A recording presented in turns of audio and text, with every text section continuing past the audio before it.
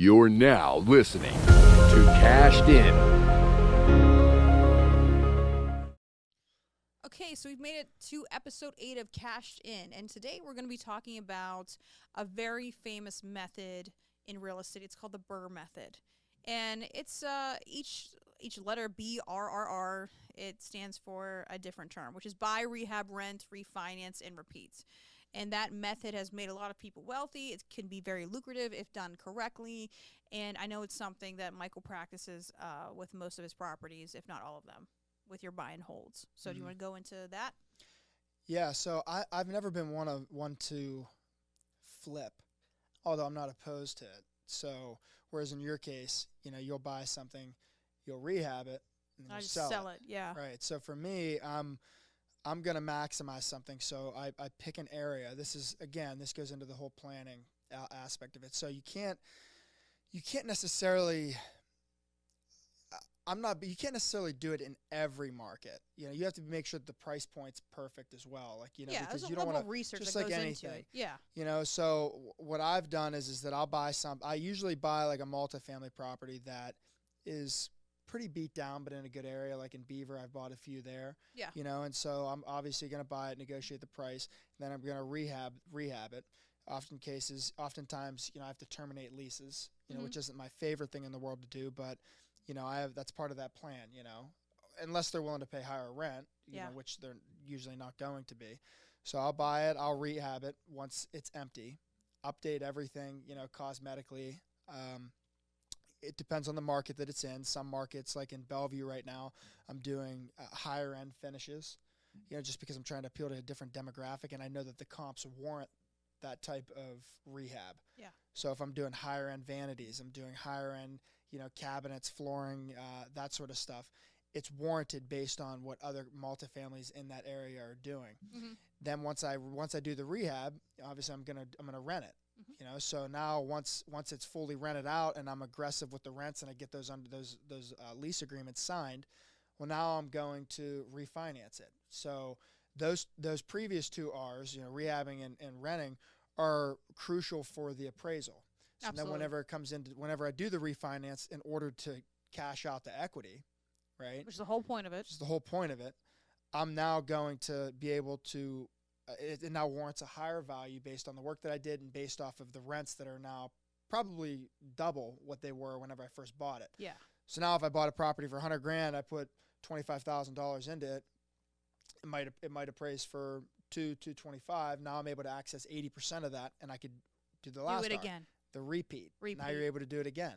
And now, crazy. whereas you're pulling out maybe $80,000 in equity, you do it again. Now now you might ultimately, after your second deal, you might have $150,000 overall. That you've been pulling out between two properties in equity. Do you get taxed on the cash out? The cash out, it's all tax free. Tax free. Look at that. You buy another one, repeat it. Now you generate more passive income.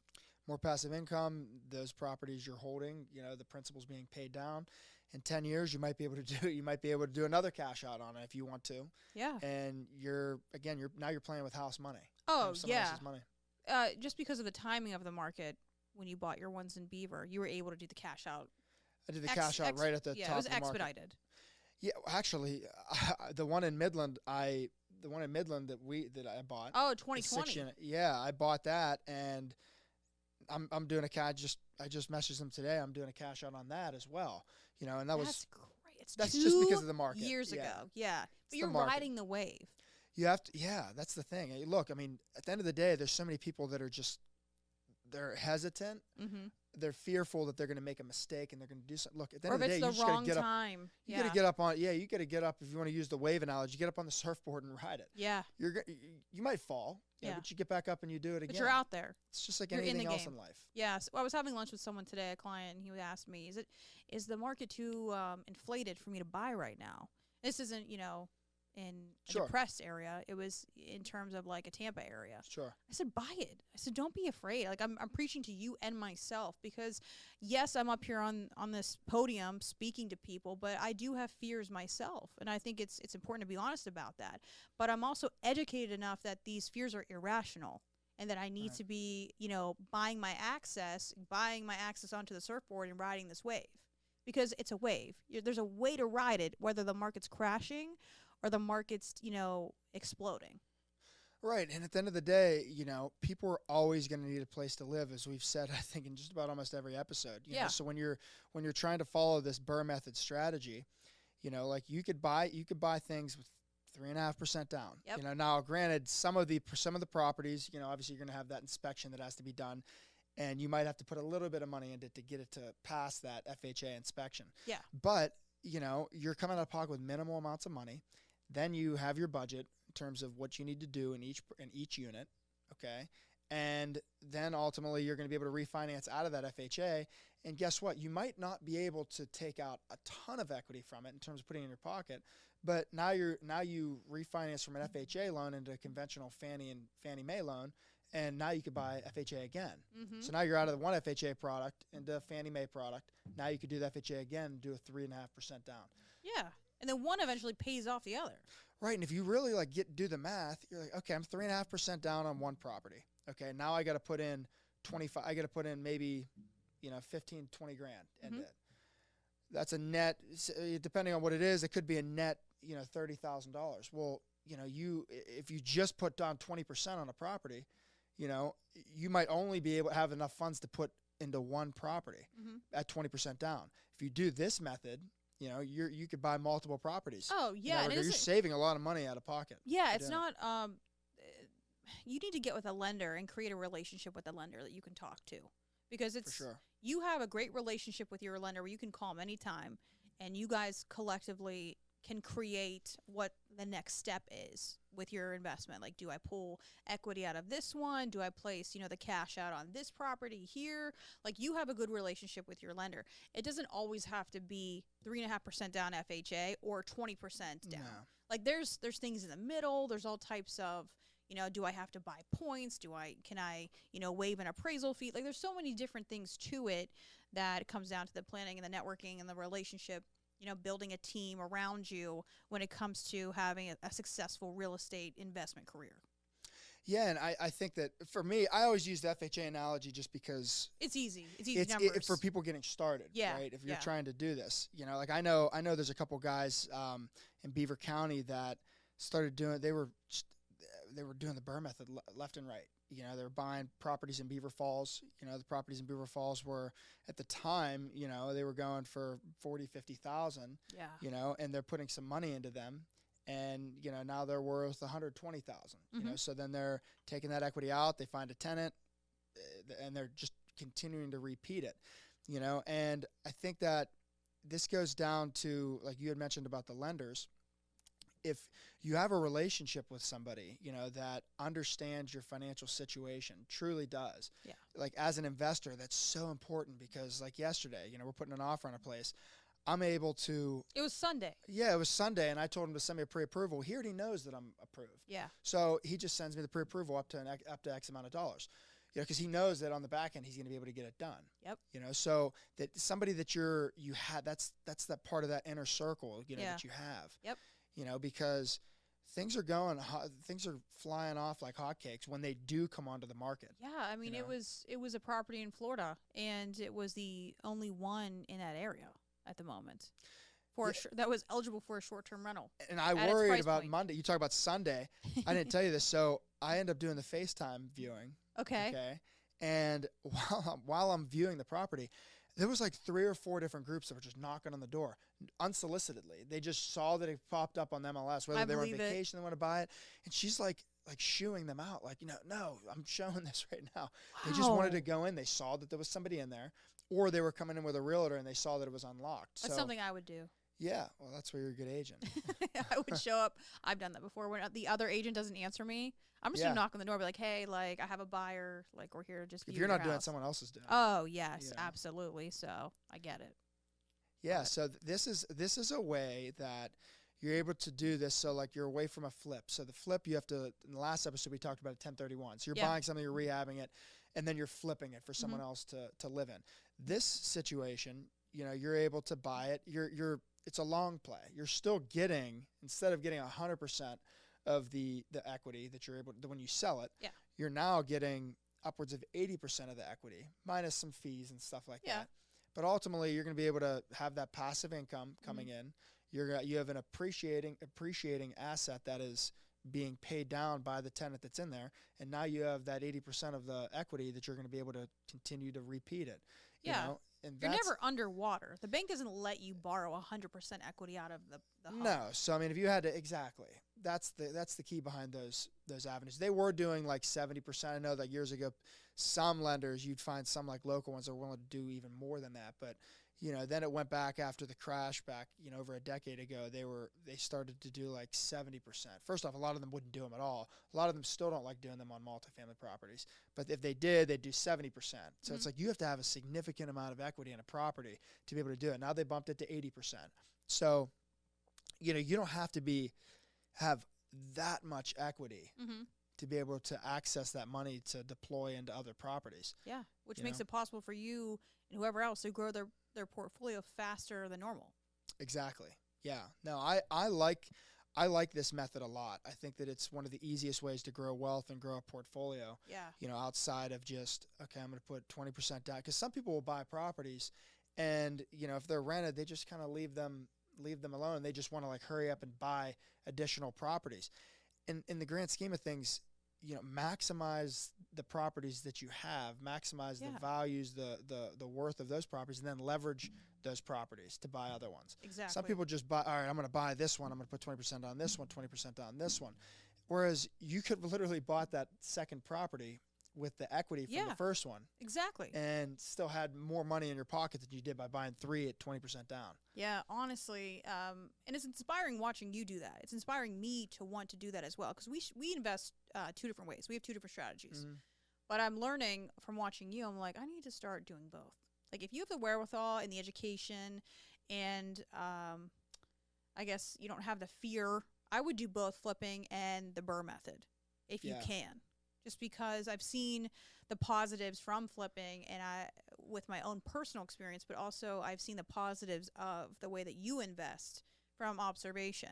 And I'm missing out. Like I need to start doing more of the BRRRR method in my mind, just for, I'm preaching to myself right now. Yeah. And you can, I don't want to say that you can't get underwater because, I guess I would be naive to think that,